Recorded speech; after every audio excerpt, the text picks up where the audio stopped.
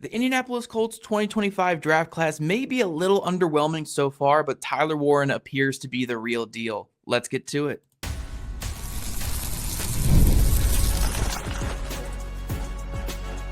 You are Locked On Colts, your daily Indianapolis Colts podcast. Part of the Locked On Podcast Network, your team every day. Welcome to Locked On Colts, part of the Locked On Podcast Network, now the #1 sports podcast network around. Hello, everyone. My name is Zach Hicks, your resident film nerd of HorseshoeHuddle.com. Today, we're going to be diving into the Colts 2025 draft class, in particular, diving into the 3 players that are worth talking about from the class so far. There were a couple injuries that knocked a handful of players out from really performing in year one, and a couple of roster decision-making that led to other guys not playing. But we do have 3 players in Tyler Warren, JT Tuimoloau, and Jalen Travis were the 3 guys that really saw the field in their debut season. We're going to go through each player in particular and talk about their pros, their cons, what they did as a rookie, and what the future looks like for each one of these guys. Starting off with Tyler Warren, the Colts taking a skill position player as high as they did, top 15. You really needed that player to produce in their first season, and Tyler Warren had a very, very solid season for the Colts. In 899 offensive snaps, he logged 76 catches for 817 yards and 4 touchdowns. He also had 6 carries for 8 yards and a touchdown. And he also went 0 for 1 passing the football. One throwaway that he had, I think it was against the Raiders in that game. He threw a ball away on one of their designed throws for him. If we go by his snap share, like his just where he was lining up in the offense, he had 374 snaps out at wide receiver, either at slot or out wide.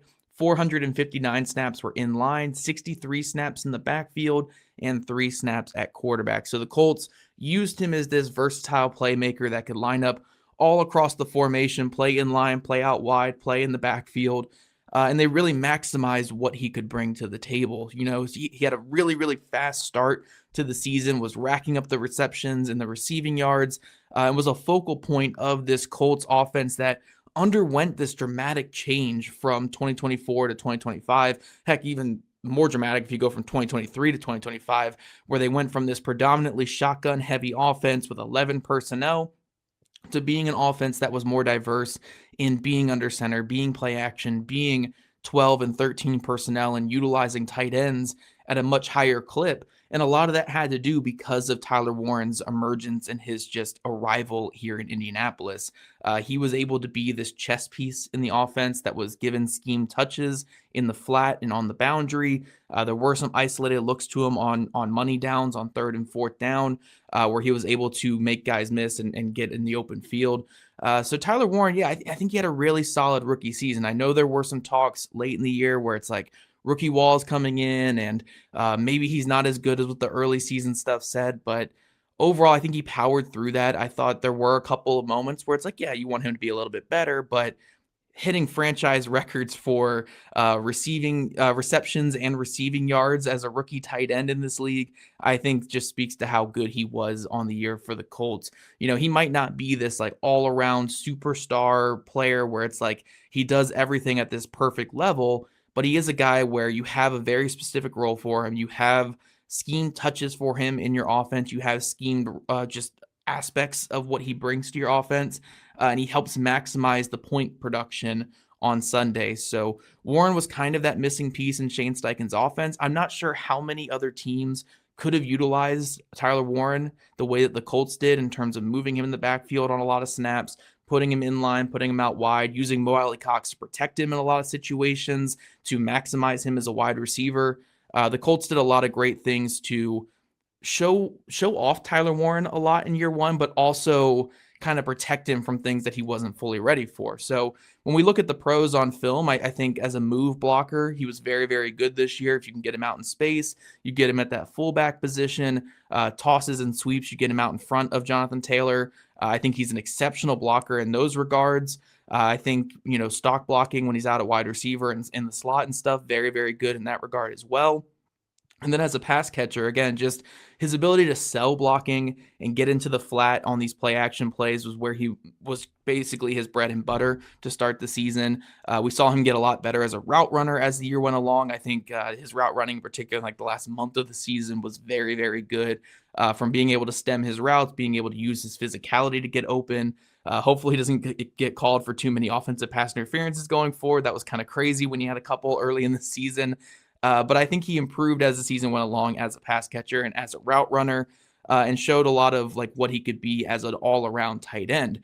If we're looking at some areas of growth needed in this young player's game, I think just the inline blocking could still be a bit better. He has very short arms, and that was a conversation piece in the draft cycle. It's like, okay, with these shorter arms, can he be a dominant inline blocker? And I think he was very hit or miss when it came to the inline blocking. Like there were some outstanding reps in there where it's like, okay, cool, this guy brings exactly what you want, but there were others where defenders were able to get up in his chest plate, knock him off his destination, and really disrupt some running plays. But I think for a rookie, it was solid. Like it wasn't anything bad, especially at tight end. It's so hard to block in this league as a tight end.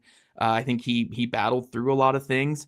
And then another area of growth, I think, just continually to build on the route running, build on his ability to separate as a pass catcher, because we know what he can bring as a scheme touch guy, like get it in the flats to him, get him on screen plays, utilize him like faking blocks and then getting out in the pass formation. But can he beat linebackers and safeties consistently with his route running? That's going to always be the big question with Tyler Warren. I think he showed some good things and some good growth this year, but can he take that next step to be a more consistent separator?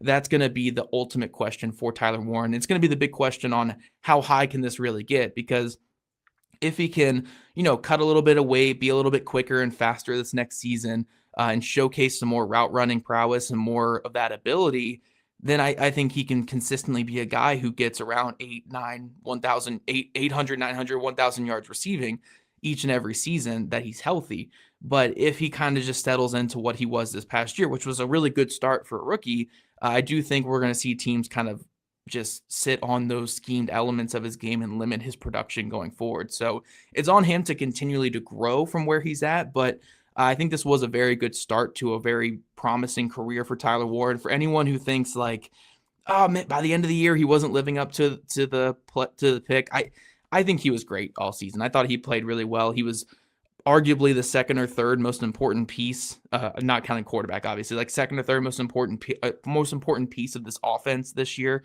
right up there with Pierce and Jonathan Taylor when it comes to how this offense moved the football. Made several big time catches for the team, most notably the one against the Atlanta Falcons on fourth down.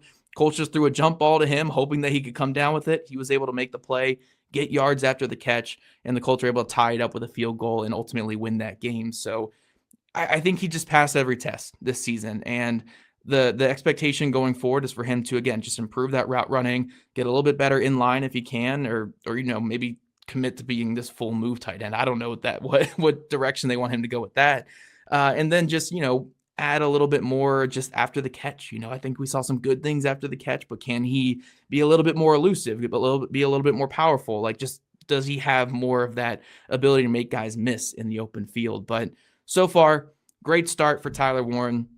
Couldn't have asked for anything more out of him this first season. 800 yards and 4 touchdowns, and in an offense that had 1,000-yard wide receiver. Him and Pierce were basically the top 2 passing targets all season, and I thought he was great as a rookie. So Tyler Warren, worth the 15th pick for me for sure. I think he's only going to get better going forward, and really, really excited about the future with him in Indianapolis. But coming up, it's not all sunshine and rainbows here when it comes to the 2025 draft class for the Colts. JT Tuimoloau was drafted with a top 50 pick, and I don't want to say he's joining the Chris Ballard graveyard as of right now when it comes to edge rushers, but there is a lot to improve upon going forward for JTT to hit his potential in Indianapolis. Let's be real. No one starts a business for the joy of calculating tax withholdings or managing payroll spreadsheets. That's where Gusto comes in to take the stress out of payroll, benefits, and HR so you can focus on running your business and supporting your team. Gusto is the all-in-one remote-friendly payroll and HR platform that makes managing your team simple, transparent, and fast. Whether you're hiring, onboarding, or paying employees, Gusto helps you do it all from one place without the hassle or the hidden fees. Unlimited payroll runs for one monthly price, which means no surprise charges at the end of the month. Gusto's automated tools like offer letters, onboarding materials, and direct deposits save me hours each and every single week. And knowing that you can reach a certified HR expert anytime gives you a real peace of mind. So try Gusto today at gusto.com/lockedonnfl and get 3 months free when you run your first payroll. That's right, 3 months free payroll at gusto.com/lockedonnfl. One more time, that's gusto.com/lockedonnfl. Hey, it's Matt Derry from the Locked On Lions podcast. The people I love depend on me. If I'm gone, the financial responsibilities don't disappear. I didn't want my family figuring things out during the hardest moment of their lives. That's why I knew only one place to go. I chose life insurance through my friends at Ethos. Ethos makes getting life insurance fast and easy, 100% online. You can get a quote in seconds, apply in minutes, and get same-day coverage. There's no medical exam. You just answer a few simple health questions. You can get up to $3 million in coverage. Some policies are as low as $30 a month. I love the folks at Ethos. Protect your family with life insurance from Ethos now by going to ethos.com/lockedonnfl. In as little as 10 minutes, you can get the free quote and up to $3 million in coverage at ethos.com/lockedonnfl. That is ethos.com/lockedonnfl. ethos.com/lockedonnfl. Application times and rates may vary.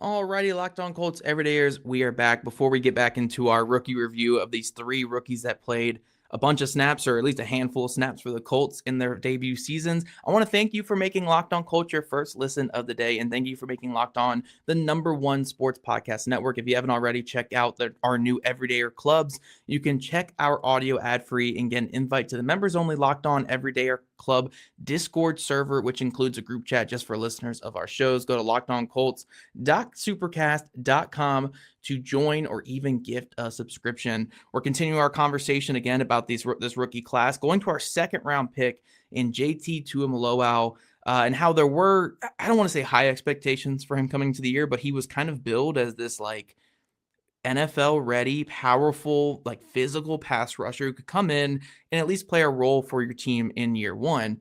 He did play a little bit of a role for the Colts this year, but it mainly took over after older players in front of him got injured and were out of the lineup. So once Tyquan Lewis and Samson Ebukam went down with their handful of injuries this season, Tuimoloau was able to get into the lineup. By and large, he only played 215 defensive snaps, only 130 pass rush snaps on the year, 14 total pressures, so 6 QB hits and 8 hurries, 0 sacks in his first year. And he also added 4 run stops in there as well. He just really struggled to find playing time and really struggled to see the field for the Colts this season. And part of that, I think, was just because of his overall play. It wasn't perfect in the snaps that we saw from him this year. But, you know, there was a little bit of flash in the pan. There were some good moments from him. But for the most part, he struggled to find that consistency, struggled to be someone that warranted getting more snaps. And, you know, for some people that'll say like, oh, Lou Anarumo just traditionally doesn't play younger players.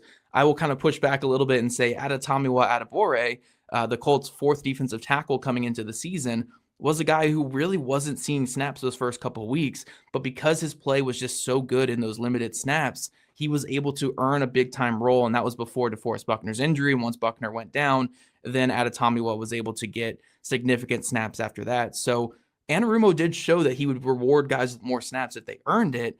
And I don't think anything really on film said that Tuimoloau earned those more snaps. And that's even with the guys in front of him. Again, like Pay, Tyquan Lewis, Samson Ebukam. It's not like those guys really earned it either. Those guys were struggling, but Tuimoloau really just didn't push them too much in camp and didn't really push them too much in the season. I mean, coming out of camp, Tuimoloau was playing in the 4th quarter of like the 3rd preseason game. Like he was a guy that they were trying to get these extra reps for because I think they were anticipating him not seeing the field too much as a rookie because of what he showed in training camp. So it was a bit of a slow start for him. He was a healthy scratch for a handful of games to start the year. And like I said, he was able to see the field more when guys in front of him got hurt, but the results were kind of hit or miss. There were some really cool moments, like I said, with the spin moves. The spin move against the Tennessee Titans was one of his coolest clips of the year, and I really wish it would have resulted in a sack. He had another really good one against the Seattle Seahawks. A couple other good high-quality pressures against the Chargers in that game as well. So it's not like it was all doom and gloom for him. It's just you want to see more out of a player that was taken with a top 50 selection. But overall, this rookie edge class across the league just wasn't very good. Abdul Carter had a really good season, but outside of him, out of the 16 guys that Pro Football Focus had with minimum snaps of like 200 snaps on the year, he only had a 9.8% pass rush win rate, which was 8th out of the 16 guys. So he was middle of the road with a pretty below average pass rush win rate. That kind of just speaks to the struggles that the overall class had in production this past season. So he's not unique in the fact that he struggled this past season, but you still, again, you want to see more, especially when we factor in the Chris Ballard of it all, where it's like Ballard has traditionally struggled so much at drafting this position. So anytime he drafts a new guy in here and that new guy doesn't produce at a high level right away, we start getting into the questions like, is this another Ben Banigou? Is this another Kamoko Toure, another Terrell Basham? Another, all these guys, Tyquan Lewis, you can kind of throw in that as well. Another guy who's just at best going to be like a backup player in this league. So, he's got to work against that narrative. He's got to work against some of his struggles that he had this year. Luckily for him, though, he did find a little bit of a role on special teams. And I always say, like, yeah, you don't want your second round pick to be a special teams guy, but if you're not going to earn it on defense, at least earn it on special teams. In 100 special team snaps this year, he did have 4 special teams tackles. So he was able to, show his worth a little bit on teams. Brian Mason, I'm sure, was a big fan of him throughout the year because he was able to produce, especially late in the season, as where he was really racking up those tackles. So, there is a step to take for him going forward. If I had to say what his biggest wins are right now, I think the big part is just, again, that physical makeup that he has, the really long arms, the big frame, the ability to rush inside and out. I think those are still very promising aspects of what he can bring. And I like that he has a really good counter in that spin move. That spin move was very, very solid this season for the Colts when he pulled it out on occasion. And I think that can be something he can lean on going forward. If I talk about his weaknesses, though, I think it's just developing what his go-to move is, because your spin move is not going to be your go-to. Even the great Dwight Freeney, who had that spin move, was one of the greatest spin moves of all time. It wasn't his go-to move. It was a move that after setting it up, then he was able to get to it.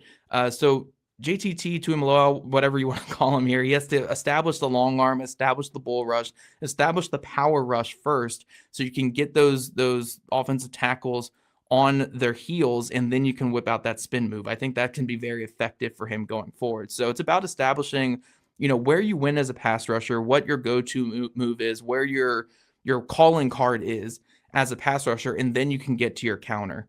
And then outside of that, just being more explosive off the football, being faster off the football. I think that's what Anarumo really wants out of his defensive line going forward. And when you had the struggles they had at getting quick pressures this past season, they're going to want to get after the quarterback fast and effectively next year. So for JTT to get on the field, he's got to be a lot quicker off the football, be more explosive, maybe slim down a little bit if that helps.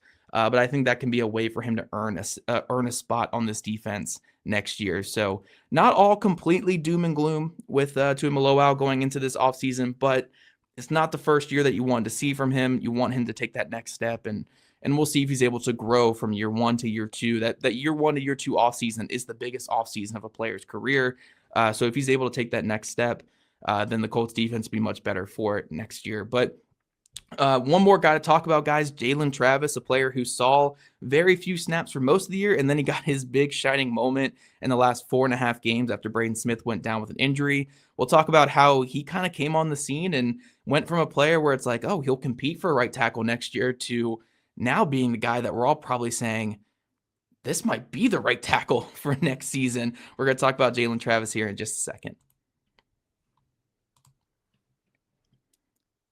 But first, new year, new systems. This is the time when a lot of us look at the messier parts of how we run our businesses and think there has to be a better way. And there is. Streamlining your communications is one of the quickest upgrades that you can make. That's why today's episode is brought to you by Quo, spelled Quo, the smarter way to run your business communications. Because when your team is reachable, organized, and communicating in one place, you're not just working cleaner, you're creating more opportunities to connect with your customers. Your whole team can call and text from one shared business number, so nothing gets missed. Everyone sees the full conversation thread, which makes replies so much faster and more personal. It works right from your phone or your computer, and you can even keep your existing numbers. And Quo's smart AI tools automatically log calls, summarize conversations, and highlight those next steps, so details never slip through the crack.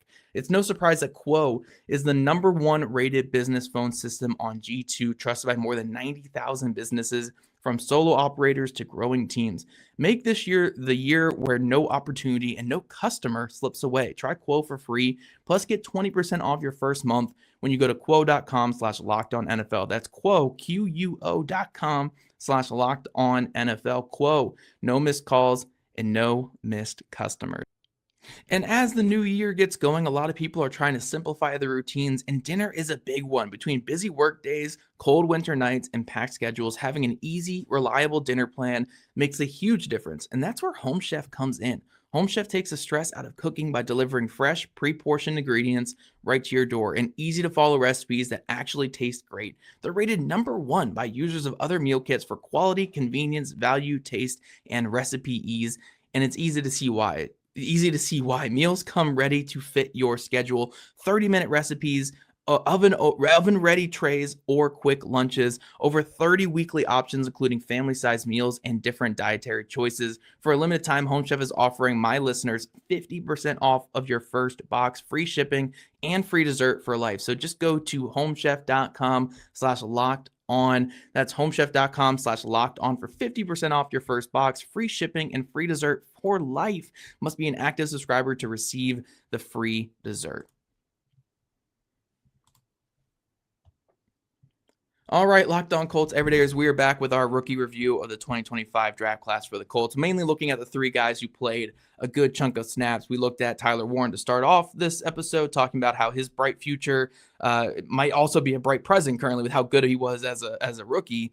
We looked at JT Tuimoloau and how he struggled to see the field, that there were some flashes, but he really needs to take that big step going into year 2. And now we have a player that's kind of right in the middle of those two projections and those two outcomes, and that is Jalen Travis. Travis ended up seeing 316 total offensive snaps as a rookie, 175 pass blocking snaps, most notably, again, in those last 4.5 games of the season when he filled in for Braden Smith at right tackle. He allowed just 1 sack and 11 pressures on the year, so pretty solid stuff there. According to Pro Football Focus, if you lump in every single rookie offensive lineman and look at their grades, he had the 5th highest grade by all of those offensive linemen with a 70.2 grade, which is well above average. 4th highest pass blocking grade and run blocking grade among the whole rookie class. So the only guys he was really behind for a majority of those were guys who went in like the first round. And the only competition he had outside of first round guys was Ozzie Trapillo over there with the Chicago Bears. So he was performing at a starting level, according to Pro Football Focus, in those couple games. Didn't really have a too negative of a grade in any of them. So according to Pro Football Focus, they loved him. And me, as a big film watcher, especially when it comes to offensive line film, I thought he played pretty well. You know, I don't have too many negatives when it comes to how he performed down the stretch there. I think he's a player, and I've said this so many times that it's going to just get jammed into everybody's head here, but he's too big and too explosive to just fail in this league. You know, when you have the size that he has, when you have that first step that he has, there are just so many opportunities to just get in front of pass rushers and limit their ability to attack your quarterback, that I don't see him failing as a player in this league. I don't see him being a player who, you know, it just doesn't make it after the rookie contract. You know, I think he's going to be in this league for a good 10 plus seasons if he wants to be. It's just about how high can his play get? Can he develop counters? Can he find ways to win when he's out leveraged? That's going to be a big question with his 6'8" frame. Can he, overpower players more often than not with his frame as well. Those are going to be the big questions, and those are going to be the difference between him being a long-time swing tackle in this league or being a starting caliber right tackle. But everything we saw to end the season, especially against some of the best defenses in football, I know San Fran is really banged up, but Seattle's defense, Jacksonville's defense, and Houston's defenses for that half of a game where they played against Houston's defense are some of the best defenses in the league and some of the best pass rushers in football, from Will Anderson to Daniil Hunter to Josh Hines-Allen, Travon Walker, all the guys that Seattle has. They have like 15 of those guys coming off the edge there in Seattle. And Travis, withstood a lot of that. He did allow the one sack against Houston late, but aside from that, did a really good job of just, again, exploding into his aggressive pass set, establishing position, hunkering down and not getting bull rushed by these very powerful and aggressive defensive ends. And he held up strong. He looked so much better than what a lot of rookie offensive tackles look, where a lot of rookie offensive tackles look like a deer in headlights. They look overwhelmed by what's in front of them. He looked calm, cool, and collected for most of his snaps, and I really like how he adjusted. And I think his run blocking got a lot better too. That was my big concern with him coming into the year, was with his size and his frame, the run blocking is going to be an issue at 6'8", because if you're not finding ways to out leverage guys, or you're just going to completely overpower them, you're going to get stood up by these defensive tackles where they're the same size as you. This is in college where Travis is rolling in here at 6'8", 330 pounds and just bulldozing dudes. These defensive tackles can be anywhere between 330, 350 pounds, and they're powerful players. Defensive ends even, they get up to 260, 270, and these guys are workout warriors. It's hard to move these guys out of spaces in the running game. Travis, we saw him work really well off duo blocks by the end of the season with Matt Gonsalves. I thought he, again, just got better and better as a run blocker, and he finished the season on a very high note. So when it comes to where he wins right now, again, it's that explosiveness, it's that size, it's that power that he has.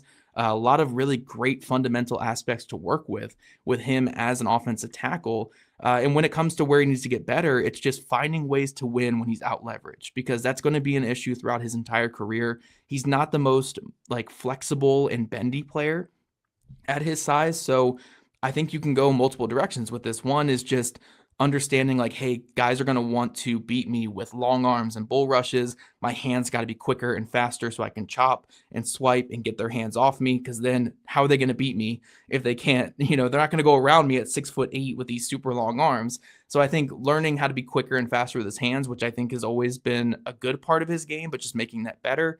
Or the other aspect is just becoming so powerful in your upper half that even if they have leverage on you, you are able to counter that with just your pure strength. And I think a guy like Jordan Mailata has been a player that has been excellent at that with his 6'8" frame over there in Philadelphia. So there are different areas that Travis can go to mitigate some of these concerns. But as of right now, I think the baseline is so high with him. I think at worst, you have a very, very good swing tackle who can be, a pretty decent starting right tackle in this league.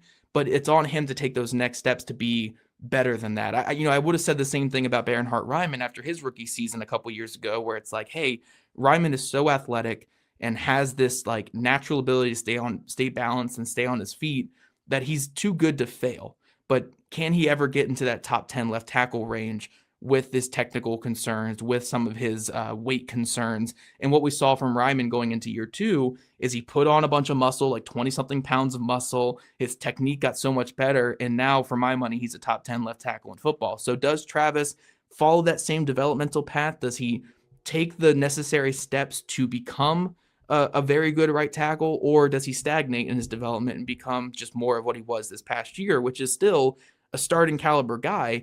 But I really want to see where he can go with his development. I think there is a really good ceiling there, but the best thing about him is the floor is very high. So I don't want to say, hey, Chris Ballard's done it again, he's found another offensive lineman, but I'm feeling pretty good so far. I think he's really a guy where, in the Indy Draft Guide, I put a 5th round grade on him. And when I went back and rewatched him in excruciating detail after the Colts drafted him, I realized I missed a little bit with that write-up. I just undersold his hands, and I undersold just how explosive he was. I always knew he was pretty explosive, but when you watch that film, you watch that first step, and you watch his ability to get guys off him, I really undersold that in my draft write-up, and that's why I think I probably would have given him more of a 3rd or a 4th if I could do that over. So Travis, I think, is outplaying his draft positioning so far. He seems to be in line to be the right tackle next season when Braden Smith walks this offseason. And really, he's going to be one of the steals of this draft class for the Colts and maybe for the NFL if he's able to continue developing. So, when you're looking at Warren, you're saying, like, this is a guy that is living up to our 15th overall pick standard, played really great, set franchise records, awesome stuff. JT Tuimoloau, we want to see a little bit more, but Jalen Travis feels like the steal of the Colts draft so far, and a guy who can serve in a pretty big role for them in 2026 and going forward. But that's all I have for our draft recap, our 2025 draft recap, looking at some of these rookies. Two really good ones. One where, again, JT Tuimoloau, always want to see that next step next season, so you're not out on these guys, but overall, you want to see more overall production from the entire class, but at least having these three guys makes it, or at least two of these three guys makes it like not an awful draft class so far for the Colts.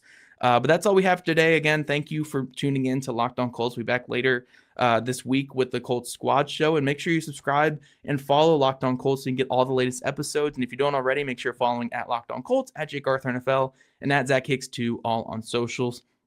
If you never miss an episode, the Everydayer Club is built for you. Get Locked On Colts ad-free plus members-only Discord access and more. Head to lockedoncolts.supercast.com to join the club. And for those of you on video, we're going to send you over to the first ever 24/7 National NBA YouTube channel. On audio, make sure your next listen is the Locked On NFL podcast. Thank you guys again for joining me this afternoon. We'll be back again tomorrow afternoon to talk more about this Colts offseason.